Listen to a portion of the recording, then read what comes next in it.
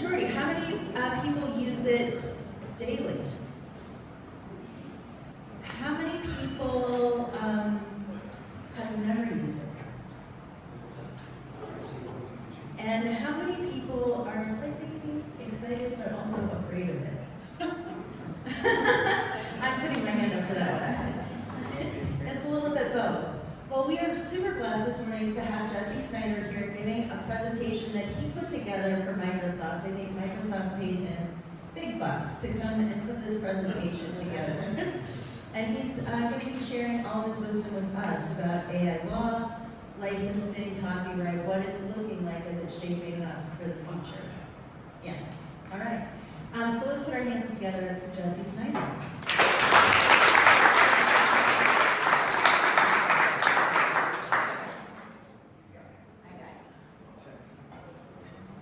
All right, can you all hear me back? Good. All right, so one caveat about that. So So one caveat. So this is a presentation actually that we've shared with a lot of companies. So this is an adaptation of something that our clients asked us to prepare as they're looking into AI. So this isn't just like one client type situation. This is a slideshow that we're sharing with a lot of people, and I wanted to share with all of you. So first of all, happy May Day, right? You know, this is I can't believe how fast this year has come by. I can't believe this is May 1st, right? And I'm a little surprised I'm talking about AI because when this year got off, and I was thinking about big things that were going to happen this year, right? And AI was kind of starting to sort of get out of the gate a little bit towards the end of last year. Although you can see from the litigation that it's sort of always been there lurking in the dark. I didn't anticipate how much of an issue that this was going to be. It's talked about every single day on the news. People raising their hands about it. We got people who use it every day, people who maybe are thinking about using it, who are AI curious. So what I thought I would try to do, and largely it was inspired by the startup presentations that we have, that I've listened to. I thought, what can I do for the community to be able to help them out, to be able to inform some of the decision-making processes as startups. So I thought, well, I can do a presentation that I've given a couple times to a couple different in-house lawyers, and I think that this could be beneficial for people. So what I'd like to do is spend maybe about a minute-ish talking about me, talking about my law firm, and then I really want to make this about you, and I want to give a presentation that I hope will at least be informative, and also I think it hopefully will be a little bit of fun too. So first of all, my name is Jesse Snyder. I work at King Spalding. I'm based out of the Washington, D.C. office of King Spalding, although I work full-time remote here in Asheville. I work from my kitchen table in West Asheville, so if you're ever on video with me and you're wondering where I'm at, I'm sitting at my kitchen table typically, and I'm on video on Microsoft Teams or something like that. But so I have a data privacy practice and an intellectual property practice. So on the front end, I help out companies assess cybersecurity risk. On the back end, I help them out with data breaches.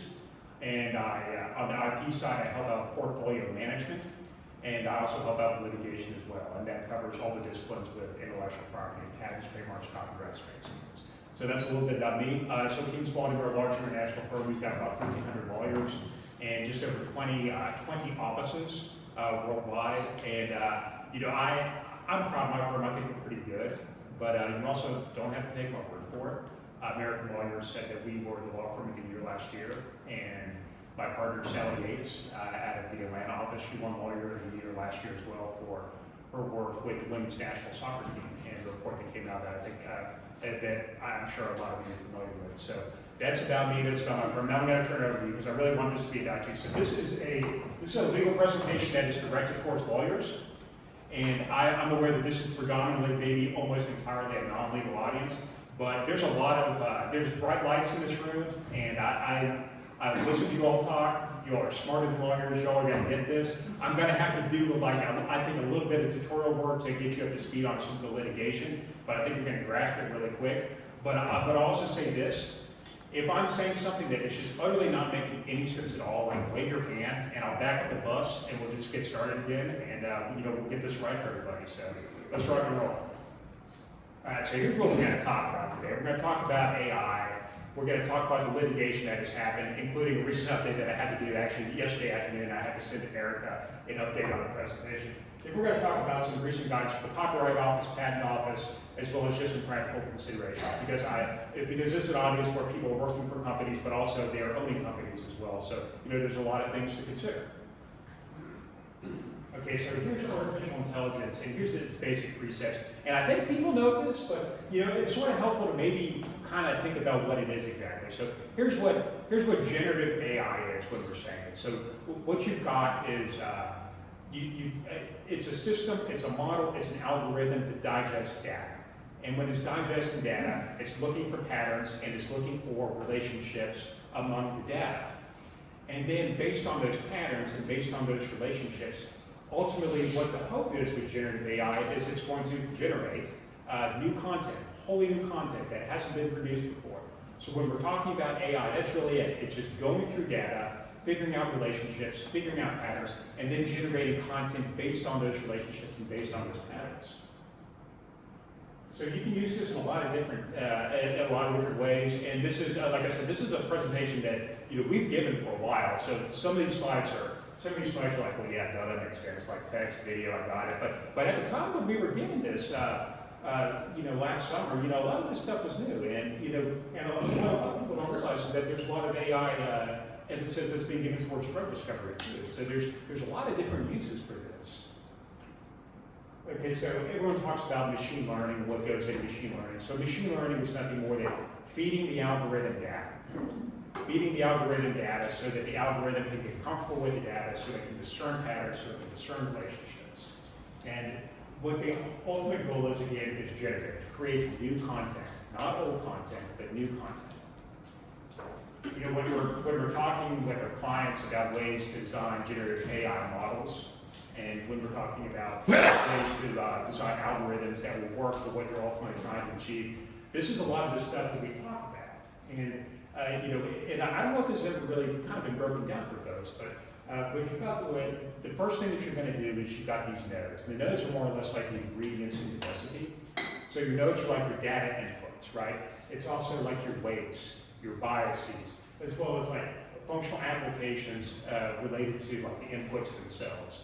So what you're trying to do here is you're trying to figure out everything that you're going to put in, because these are going to be the ingredients that are ultimately going to go into the recipe. After that, you need to identify a problem. So what are you trying to do? Are you trying to generate new text? Are you trying to generate new videos? Are you trying to generate a country music song? Something like that, right? So whatever the problem is, you've got to identify it. And you can design an architecture based on that. So if you look to the right, that is a very simple neural network where you've got an input layer, then you've got a hidden layer. And that hidden layer also could include inputs, but it also has your biases.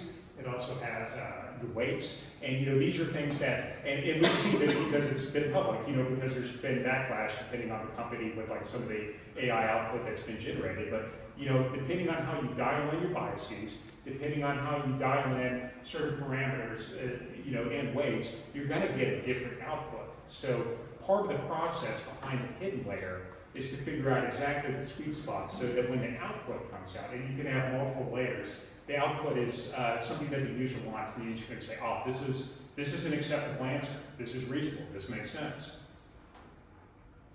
So part of this process, and it's very iterative and it's ongoing, involves training the algorithm. And really what you need to do to train the algorithm is you've got to feed the algorithm data, because as soon as you feed the algorithm data, and new data, it can discern what's relevant, what's not relevant, what the patterns are, what the relationships are, and then you can create an output that's hopefully useful.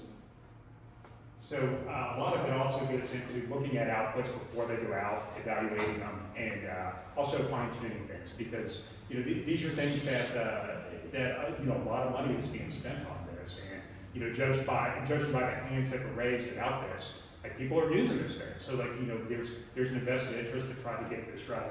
But in the process of getting this right, there's legal implications that need to be considered when you're using AI and when you are a generative AI company, copyright and patent, as just two.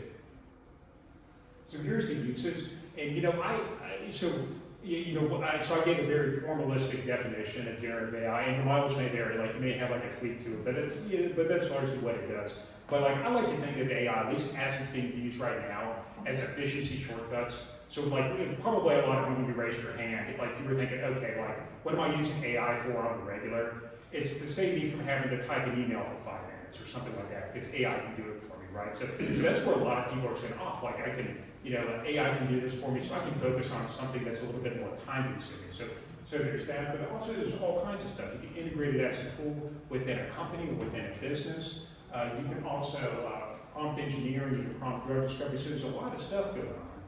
But because of that, there's also a lot of litigation that's transpired as it relates to generative AI. So what I'm going to do now is I'm going to try to condense maybe 3 to 4 months of law school down to maybe a minute. And all you're laughing, but you're going to get this, and you're wondering, like, why the heck don't I get a law degree? I'd say probably this is real expensive, but like this stuff's not difficult to get at all. But this is the kind of stuff we talk about all the time with our clients. But when you initiate a lawsuit, and I'll run through this real quick, but if anybody has any questions, raise your hand. When you initiate a lawsuit, typically the plaintiff files what's called a complaint. And then the plaintiff gets to typically pick the court that they want to litigate in. And the court can also be not just the type of court, but also the location. And then after the lawsuit is filed, what defendants typically want to do is they want to get rid of the case, right? So oftentimes what they will do is they'll file a motion, and a motion is nothing more than a request for the judge to do something. And what typically happens right after a complaint is filed is the defendants will file what's called a motion to dismiss. Here's what a motion to dismiss says. A motion to dismiss says this: look, Judge, I understand that somebody filed a lawsuit against us, and I also want you to take everything that they said in their complaint as true, and I want it to be viewed in the light most favorable to the plaintiff. And even if you do that, we still win as a matter of law. So that's what a motion to dismiss does. And depending on what the court does, typically what the court will do is it will enable the plaintiff to amend the complaint and refile it again, because I work for a district court judge in Dallas, and he would always say, Judge Lewis would always say, it's a very harsh remedy to immediately dismiss a lawsuit right at the outset. So typically you give the plaintiff a couple bites of the apple. So what the plaintiff will do is they'll add different facts, they'll add different issues, they'll kind of beef things up so that it makes more sense. So it gives the court comfort that this lawsuit can go forward. So that's a motion to dismiss. Let's talk about standing real quick. So standing is a common law concept. It's under Article 3 of the U.S. Constitution. And all it really says is this: at least in federal court, if you're going to go into federal court as a plaintiff, you need to be injured. And if you're not injured, you can't really do it. That's just kind of like the TLDR on standing. So that's going to come up a little bit. Let's talk about another concept. So have you all heard of the Supremacy Clause in the Constitution? Yeah, I've seen a couple like heads nod, and if not, I'm nodding for you. So what the Constitution more or less says is like, look, the supreme law lands the federal law. So more or less what that means is when you have conflicting state law with federal law, or where you have federal law that completely overlaps the state law concepts, the federal law gets to trump the state law. That's more or less it. And one other concept we're going to talk about, has anybody heard of discovery before? Okay, so y'all know that, right? So once a lawsuit gets going, like people need to start spilling the beans. They need to get their information up, and like you need to also give them information. So that's discovery. So it's like depositions, written requests and responses and questions and things like that. So all right, let's jump into this. Okay, so this is the first wave of lawsuits that were filed, and you'll see like the first date was 2022. So this has been going on for a while, and the first wave of lawsuits was actually by coders, and as well as you see, these other two involve some other things, but they were largely with image owners. So when you look at Doe versus GitHub, this is a lawsuit filed against GitHub, Microsoft, and OpenAI. And these were 4 plaintiffs that were coders that said more or less that these companies, when developing their algorithm, they stole their code without permission. So what they ended up doing was they ended up suing them on a variety of claims, state law claims and federal claims. There's a claim up there that says DCMA. That stands for the Digital Millennium Copyright Act. So all you need to know about that is that is a law, and it's a federal law that more or less just says, it's for illegal downloads, more or less. Like if you're downloading something without permission. So they sued under a litany of claims against these folks. But they didn't sue for copyright infringement, oddly enough. So what ended up happening is And this is kind of like, you'll see some banter back and forth with like the snippets we took from the complaint, but more or less, hey, the plaintiffs write in and they just say, hey, like, this is our code, we put hard work into this and it is stolen without permission and without license. And then, the response from the defendants is more or less like, hey, like this totally goes against like the open source credo that a lot of you have espoused to. So this case has been ongoing for a while now, and it's still ongoing. And more or less, what has happened is that there were motions to dismiss filed. Remember, we just talked about motions to dismiss, and the court granted it in part and denied it in part, which means that the court agreed with the defendants on some areas, but not on other areas. And it granted the plaintiffs leave to amend, but I'll get down to the dirty for what all this means. So the first issue that I think is important is that the coders that are able to continue in this lawsuit are those that were actually harmed. Those that can plausibly state that their code was used when generating these algorithms. If you can't state that your code is plausibly harmed, then you're not going to be in this lawsuit. So that's the first rule we get to this. Second rule is this. The court dismissed very recently, with prejudice meaning forever, all the state law claims. But a claim that could potentially remain, it's still actually pending another motion to dismiss, is that DCMA claim for an illegal download. So that's where we stand right now in this particular case. So this is these next two cases are the image owner cases. So has anybody heard of Stability AI? Okay. So yeah. So this is the image AI company. So more or less what the plaintiffs say here is that like, hey, we've got copyrighted images, and that you're training on our copyrighted images to produce new images. Here's what happened here. So they filed a motion to dismiss, and the court granted it in full, except for the copyright infringement claim. So again, we learned from this case that you can file a lot of different types of claims, depending on what your theory is. But the copyright claims seem to be sticking in this instance. And what the court said is like, look, if you can plausibly state that these images are copyrighted and that the algorithm is actually training on them, this case can go forward. Here's another one against Stability AI, and I think that this one is best explained. It's largely similar to the one I just went through, but this one's the best explained actually by this picture right here. So you're going to see this a lot in these lawsuits where not only in the complaint will there be pros who will just say like, hey judge, here's all the bad stuff that's happened, but also what you'll see is allegedly bad stuff. But also what you'll see is like images to sort of portray what's going on. So this is a Getty copyrighted image. And this is the reproduction using AI. And you'll see that the Getty watermark is still there, except it's kind of blurred. And this isn't, remember when like you'd be reading on the news, and because these are older cases and things are moving forward, but remember the news, they'd say, hey, how can you detect an AI generated image? And they said, well, look out for like a sixth finger or something like that, or like a knee that's turned backwards. So that's sort of like that. Right? So you're seeing something that doesn't make sense. And this lawsuit's still ongoing. And so I checked the docket sheet as best I could for all this stuff. And this is an interesting case where a motion to dismiss was filed, and the judge didn't grant any of it. So this case is still ongoing. Okay, so here's the author suits, and I can do this really quickly. So more or less, these are authors that claim that they claim various platforms, so this would be Microsoft, it would be OpenAI, it would be Meta, that they were training on like their copyrighted works. So one of the class action claims in this instance was Sarah Silverman, and they've got rights to certain things, and they're just saying, hey, you're training on our copyrighted works, and the same thing with Meta, and these cases are ongoing as well. All right, so here's the latest. And these get a little bit, I think, a little bit more nuanced because they're more recent, including a lawsuit that was just filed yesterday out there. I was reading at CNBC, and it came out as just, well, let's throw this in the slideshow too, because people might be interested in it. So, in fact, I had to make the font a little bit smaller for this one, but so this is where we're at right now. Okay, so this one is JL versus Google.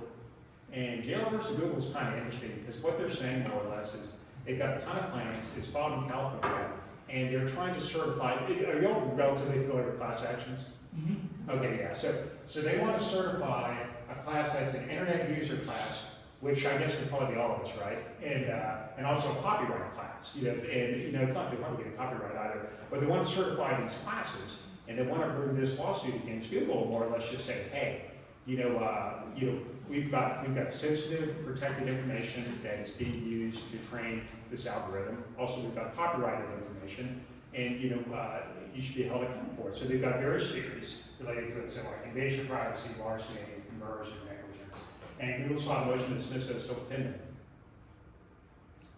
Author scale versus OpenAI. So this is one that involves John Grisham, and it's largely a similar flavor to the author's one that I just described. It's just filed relatively recently, but more or less what it says is like, hey, you can train AI on data sets, but the data sets, they have to be subject to public information. That can't be something that's subject to a license, and if you're doing so, you need to ask for a license. Okay, so this is a different one. This is a lawsuit that was filed against United Healthcare.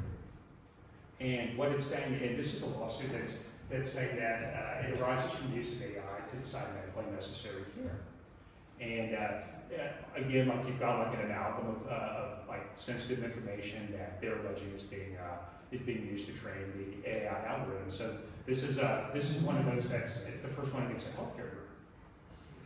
New York Times versus Microsoft is a big splash number, right? So like that was one that hit the news, and I think if you're following AI and litigation related to AI, you're probably following this one. So what New York Times is saying is that like, look, not only are you training AI with our copyrighted works, but when AI is prompted to talk about our articles, you're reproducing them verbatim. And this is hard to do over the. Just trust me with this. So there's some pretty direct map-ons depending on the inquiries. But here's what's also interesting. So you've got a query out here, and the query says, hey, I want to check out this article. And so the chat says, certainly. Here's the first paragraph of that article. Boom. So that's it's allegedly a copy, right? So. And here, like I said, these complaints are, they come with pictures, right? I like pictures, so you'll see a lot of this stuff. So that's we're all happy. So there's nothing really needs to be said about that. So this is the latest one that happened yesterday, and so this is with 8 newspapers. So this isn't the New York Times, but the New York Times could probably join them, I guess, right? So they've sued Microsoft and they sued OpenAI, and so this is more or less a similar thing that happened, right? Where it's just like, hey, can I get the first paragraph of this? Yeah, no problem. But right there, so that's what these lawsuits are alleging, and this one was filed yesterday, right? Because depending on the press releases and the comments that you're getting from AI companies,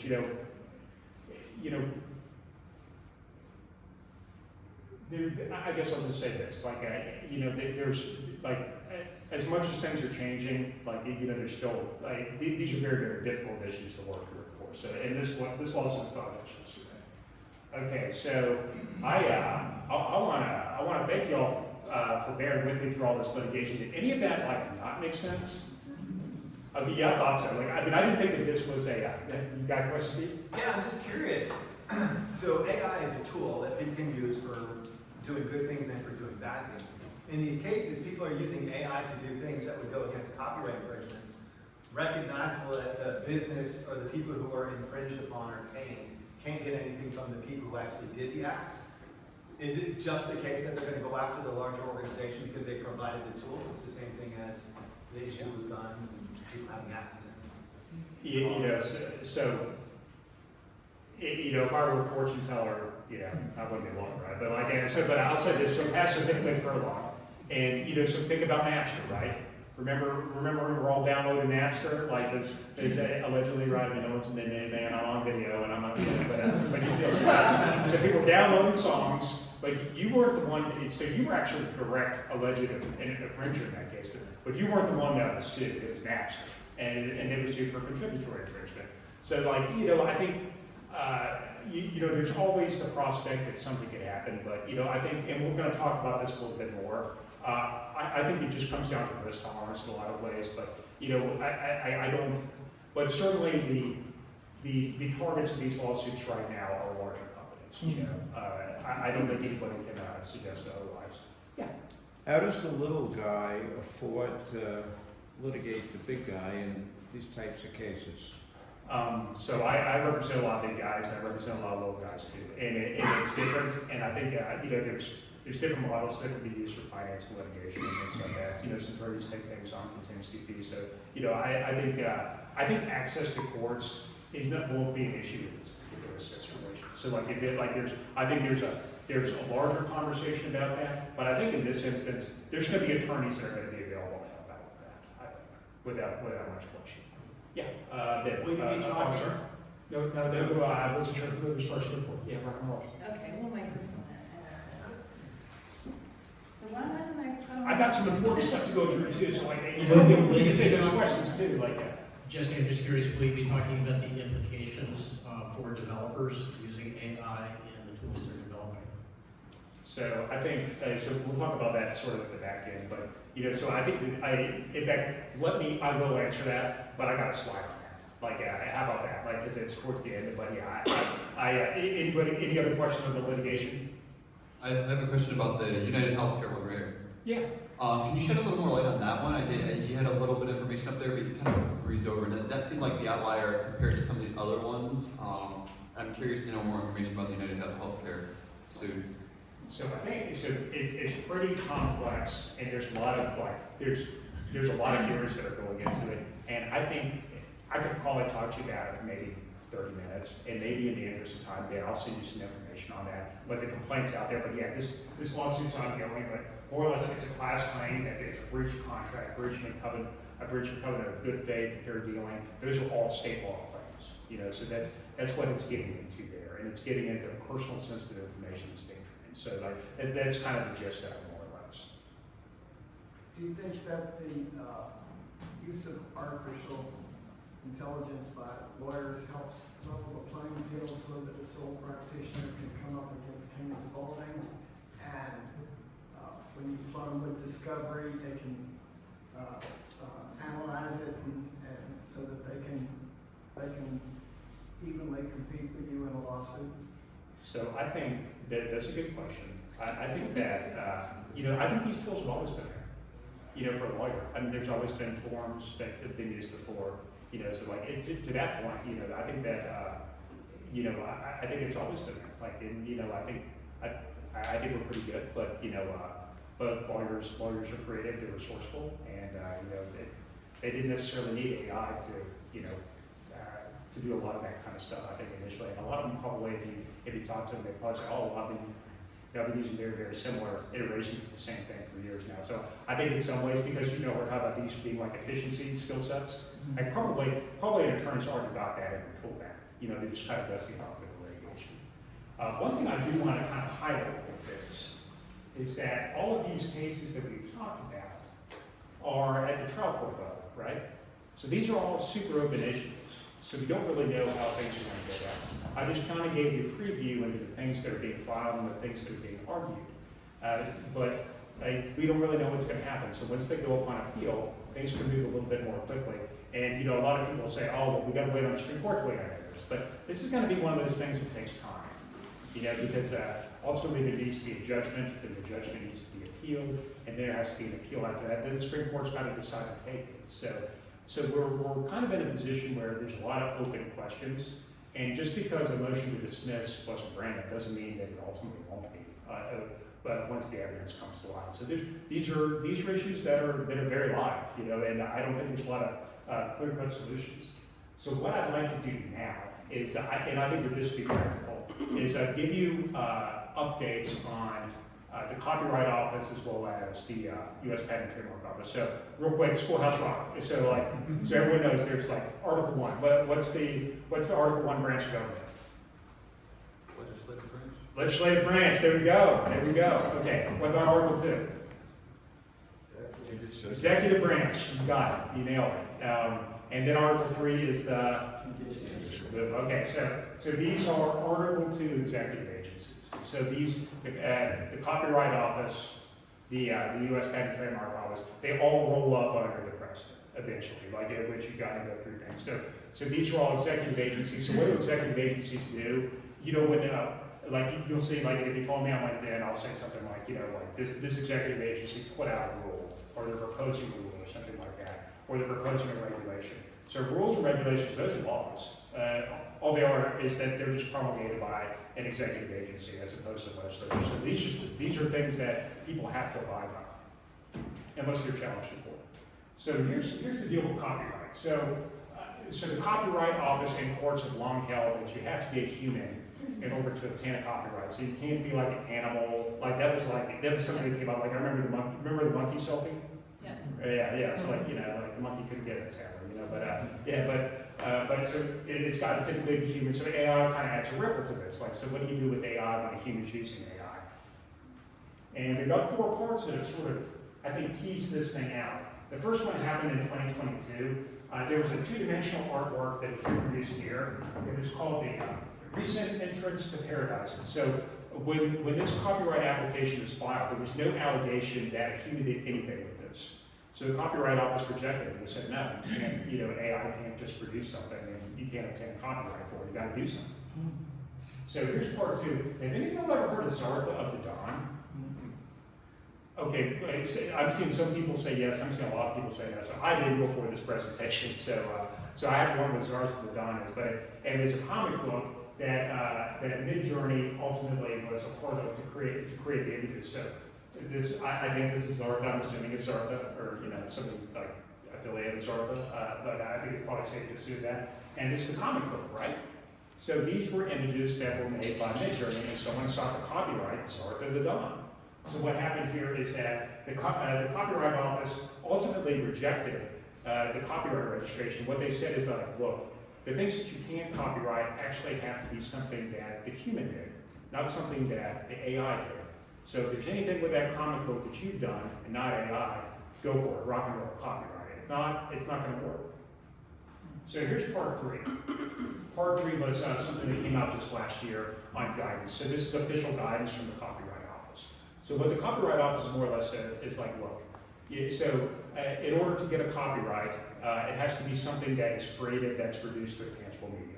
That's all it takes. And you have to be the author of it. So what you have to do is you have to demonstrate authorship. And if you can demonstrate authorship, and as well as a duty to disclose if something was assisted with AI, you might be able to obtain a copyright for it. But it's one of those things where it depends. And I think we're still sort of fleshing this out. And here's why I say that. So there was, what agencies sometimes do is they say to themselves, okay, like, look, we're experts hold off in DC, and we don't always know everything. So what we would like the public to do, if anything, is to provide us some comments on what we think would be, what they think might be the appropriate way to handle this situation. So what the Copyright Office did last year was they published a study, and they asked for public input. I don't know if anybody gave public input to the Copyright Office, but they asked for input on the use of AI and copyright. And this isn't necessarily atypical, but the comment period closed, and we haven't heard from the Copyright Office yet on this, but we have heard from the Patent Office, and I'll be curious to see what they say, but it's not necessarily atypical for agencies to take their time on this, because this is a fast-moving area. I mean, I had to update this slideshow yesterday. So people ask me sometimes, oh, just trying to get a copy of the slideshow. I was like, yeah, but it's going to be like obsolesced in like a day. So like, but what's the point? So things are moving quick, and I think that I think good on the Copyright Office to think this one through a little bit, because people are using AI, and you don't necessarily want to stymie competition and development. All right, so believe it or not, although I typically tell people, copyright's not as it's not as complex necessarily from like a legal perspective as patents. We actually have some clarity from the Patent and Trademark Office. So before we do that, let's talk a little bit about patents, right? And we're going to talk about Section 101. So Title 35 of the U.S. Code, that's the federal code that has the Patent Act. So Title 35 is a couple different sections. We're going to talk about 101. So Section 101 is the inventorship section. And the inventorship section is important because what we're trying to figure out is like, hey, who's the actual inventor here? There's some other sections I think that are interesting with AI. One of them is that in order to obtain a patent, it has to be novel. And also in order to obtain a patent, it has to not be obvious. So, you know, if you're using AI and it's really being used as sort of a crutch to get an invention across the finish line, because remember, so copyrights are creative endeavors. Patents, at least if it's a utility patent, it's something that's supposed to be utilitarian. You know, if AI is doing all these things for you, you know, that kind of begs the question, like, is what you're doing really novel, or is what you're doing really, like, not obvious? But so we're going to focus on 101. So this is what 101 says. It says whoever invents or discovers any improvement may obtain a patent, right? So that sounds pretty cool, right? But whoever is not like, it's not animals, it's not AI, you know, it's humans. All of this stuff, that intellectual property law, for better or worse, whatever people think of it, it is always channeled towards ultimately supporting like the human effort. And so the concern is, of course, when you use an AI, like, you know, when does AI sort of supplant your own inventorship rights? And we got some guidance on it, which is good. So this is what the Patent and Trademark Office just in February of this year. So this is a big clarity. And what it says is like, yeah, you can use AI if you want to proceed with a patent. The thing that you've got to do though is you got to make sure that you're substantiating that the human made a significant contribution to the invention. And if that's the case, you know, AI can be used. And there was a lot of thought. I think if you read where it's published by the Patent and Trademark Office, they put a lot of thought into it because, you know, you don't want to stymie development here in the United States. You want to make sure that we're competitive, and you want to make sure that people have the tools necessary to be able to further the fields of endeavor. So this was to me was a step, I think, for anybody that wants to use AI as sort of a tool to be used for something larger that you're ultimately developing yourself. This was a positive result. Okay, so this happened like a couple weeks ago. There was another update that just happened from the Patent and Trademark Office. And here's what they're saying here.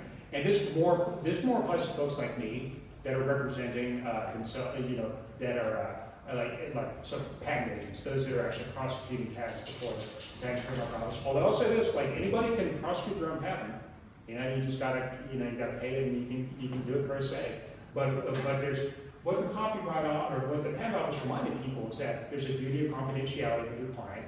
So like if you're an attorney and you're helping a client out with a patent application, it's probably not a good idea to get on ChatGPT and just start downloading all the confidential information that your client has on ChatGPT. Because remember, I mean, these are tools, right? But they're not your if you're giving it to ChatGPT, you're giving it to whatever company that is, right? So you got to think about that. And also, you've got a duty of candor and good faith. So what the duty of candor and good faith more or less says is like, look, if you're going to make a representation before an executive agency like the Patent and Trademark Office, you have to be honest. So that goes back to that significant contribution by a human, right? So those are things that are sort of guardrails to keep the system going.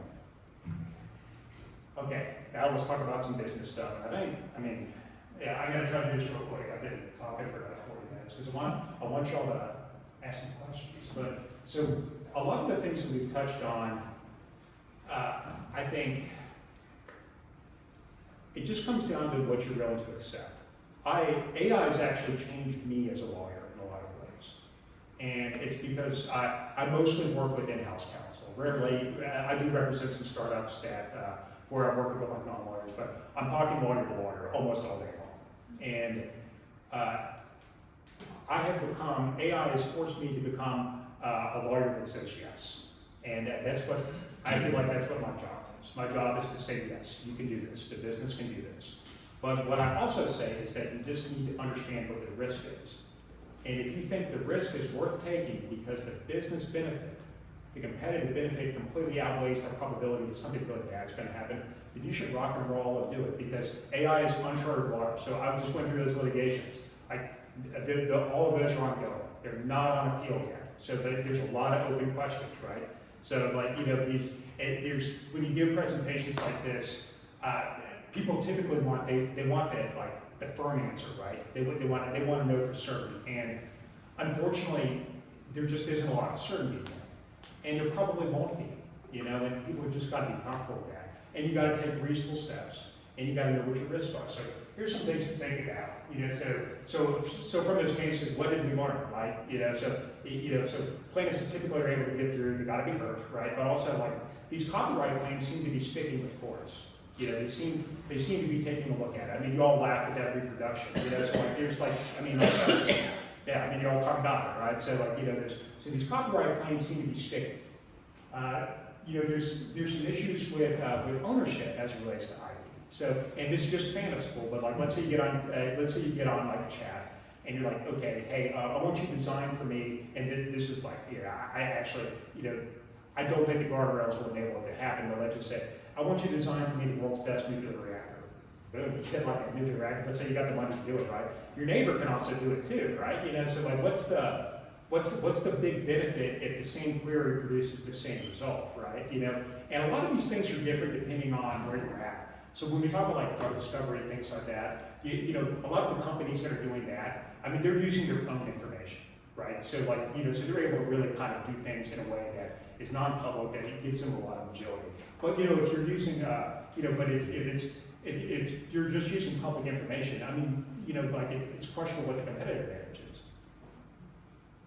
Also, there's, and you know this too, you know, there's a chance for incorrect information. I was talking to somebody about the attorneys in New York that produced like a legal brief that had, I guess, so where ChatGPT, I guess, assisted with like the legal research, right? It turned out to be completely wrong. You know, so you got to make sure the stuff's right. You know, and you know, like we all, you know, I got a license, I want to keep it, right? So like, you know, you got to make sure things are accurate, and you also got to make sure that they're not defamatory, meaning that it's false. You know, so there's some other issues associated with it too, and this gets into the biases and the weights with the algorithm.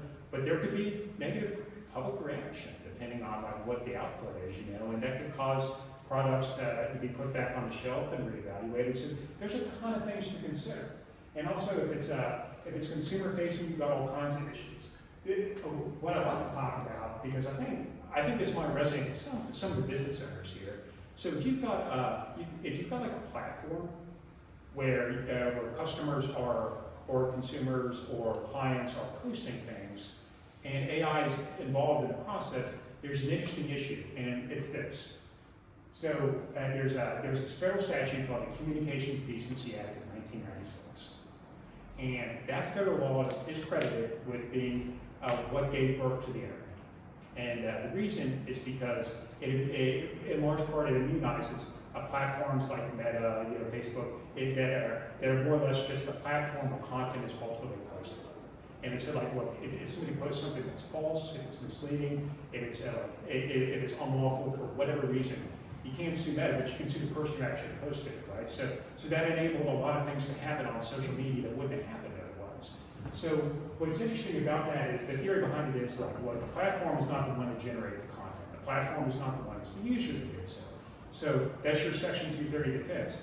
But if content is starting to be posted on the website that, you know, wasn't necessarily from the users, from AI, that sort of sits in tension with whether or not you're actually content generator or not. So there's a lot of things that are sort of being worked through. But these are tough issues. Okay, internal alignment, and you know, I can do this real quick. You know, so if you're a startup of one, you know, like find some buddies, you know, and talk with them because you're going to need to. And if you're working for a company where there's a lot of people involved, you know, you want to be talking about this kind of stuff.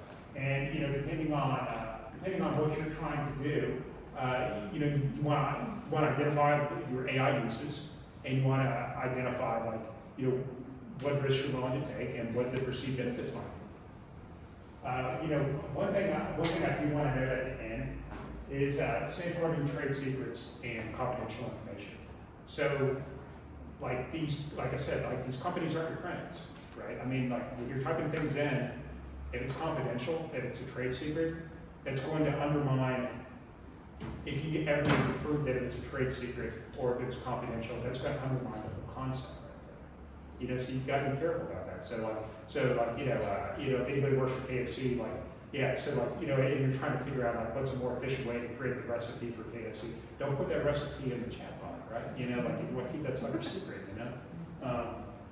So this is largely, you know, this last slide, I think is the last slide anyways. But one other thing to think about is it's not just you, it's your vendors, it's your supply chain. You know, it's good to ask these kinds of questions. I mean, these are the kinds of questions that friends should be asking. And with that, I think I'm done.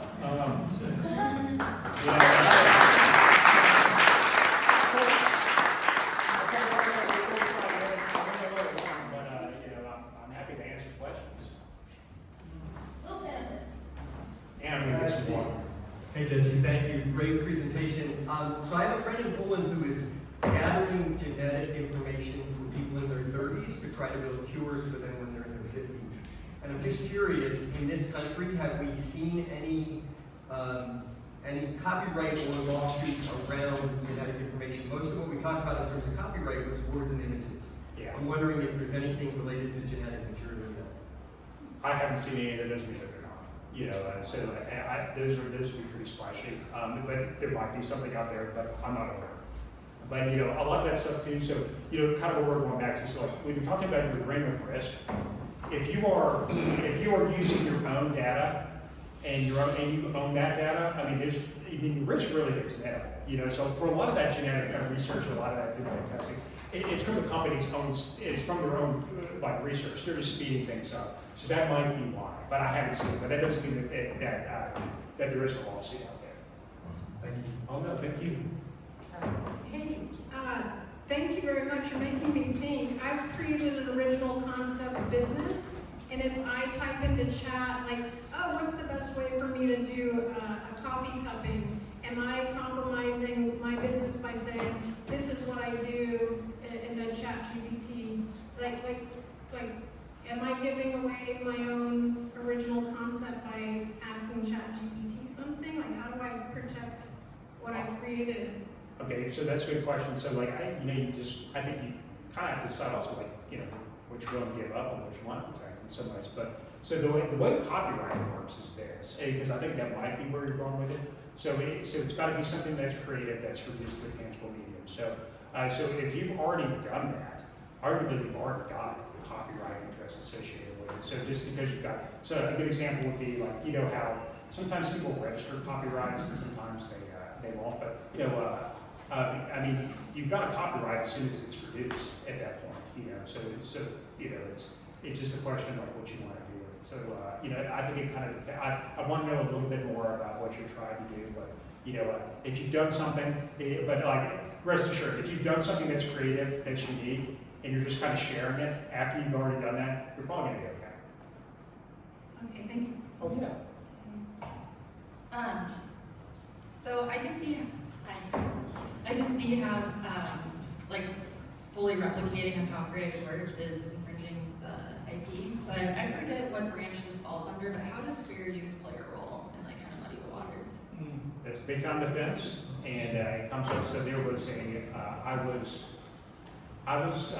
and full disclosure, I was involved in this case, but there was, remember the lawsuit against Google and Oracle that involved, so my role was big, right? So it was a copyright case that ultimately made it all the way up to the Supreme Court, and it was argued telephonically during the pandemic even, and this was a case involving whether or not Google's alleged copying of certain APIs that were attributed to Oracle ultimately, you know, infringed on the copyright in those APIs, right?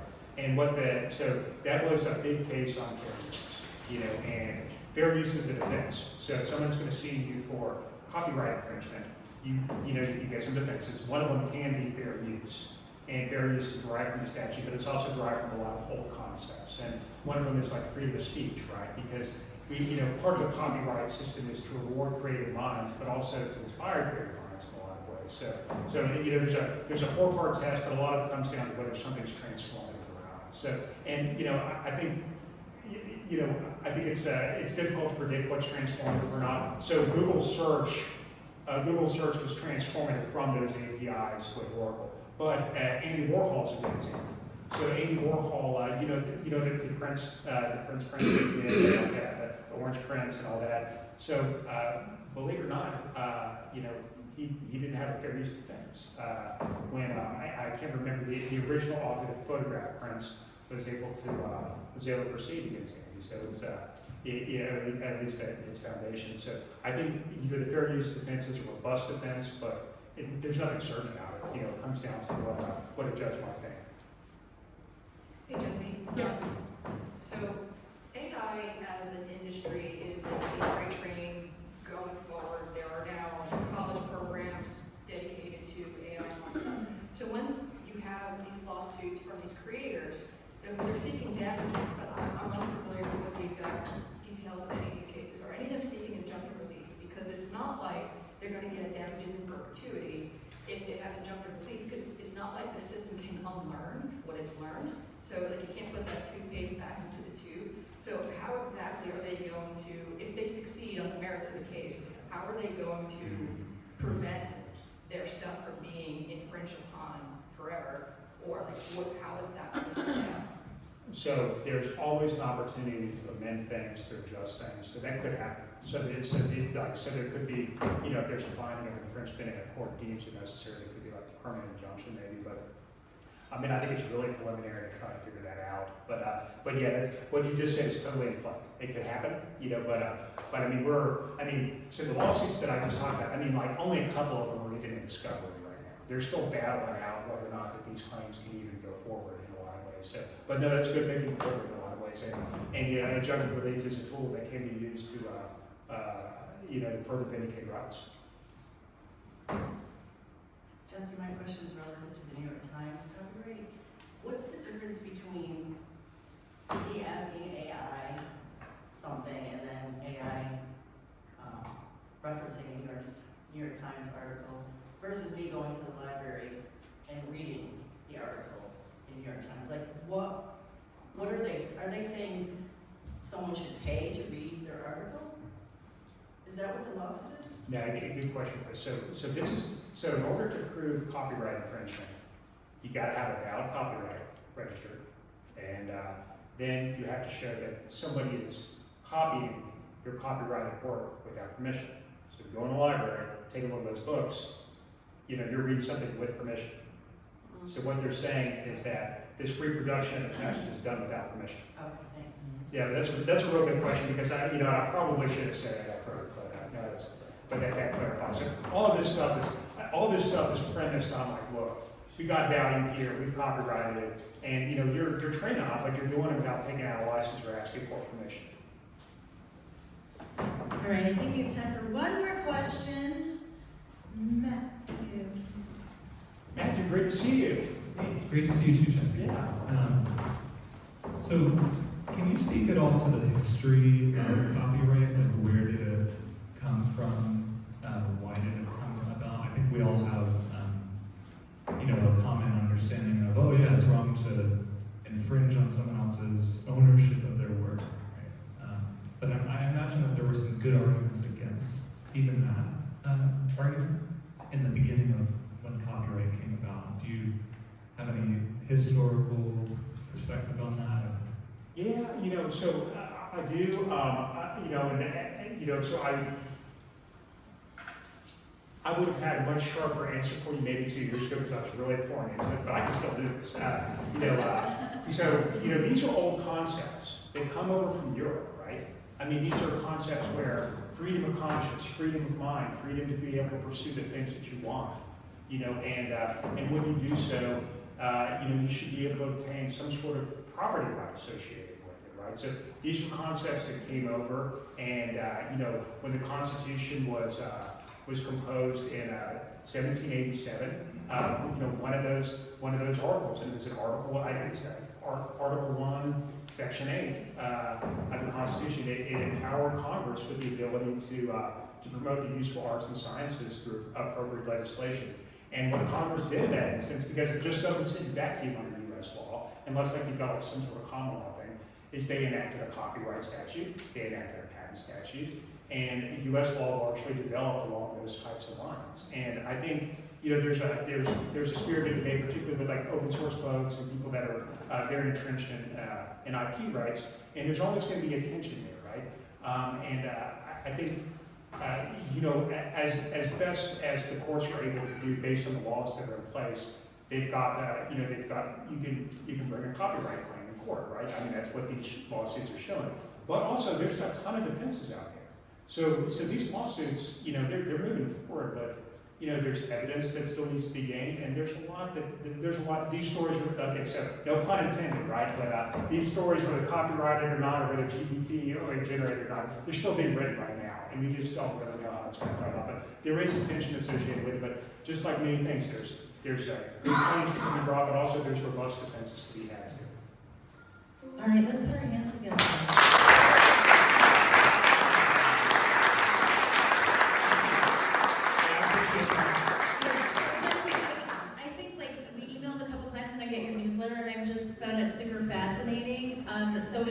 people get on your newsletter list? Oh, yeah, no, that's a good thought, I appreciate that, I didn't like it, have a comment on that. And so there's my email, so I'm pretty easy to find on the internet though, but it's jsnyder@kslaw.com, just send me an email, say what's up, and I'll say what's up back, and I'll start copying you on the newsletter, that's pretty easy breezy. And it's a data privacy newsletter that comes out monthly. And also, I'll send updates on things that are relevant. For example, FTC just put out a ban on non-compete clauses for contracts. So, probably that affects, I don't know, maybe at least half the room, so I'll send updates on that. So, Yeah, do you have business cards or something that people can? I don't have business. Okay, I'll put it up at the end, but I gotta get on to all the things in case people I'm have to good get to on work. stage. Just in case they have to get to work. Do you have thank you. Thank you. I think that was super fascinating. We can stay here all morning and ask more questions. All right, big shout out to all of the organizers, America Gifford, Andy Graham with Big C, Beverly Jarenko right over there, Sean Como, Annie Lewis with EXP Realty, Nick Breen, and Elizabeth Walton. Thanks for all hard work, guys. We already went through that. So, can everybody pull out their phones? It's just going to take a quick second to put in your data, but it's really just not any personal data, just a little bit of stuff that helps with funding for the grants the foundation receives. Has everybody got it? Yeah. Good? Okay. Moving right along. Big thanks to Charlie and Troy Ball for generously donating the space each week, Inside Edge Consulting, SCORE, the Hatch Foundation, ERC Broadband, Annie Lewis with EXP Realty, Biz Radio, Venture Asheville, Colton Group Financial, Hatchworks, WMC Business, Mountain BizWorks, Big C, Dynamite Coffee Roasting Company, Viking Mergers and Acquisitions, and huge shout out to Tony in the back for making coffee each and every week.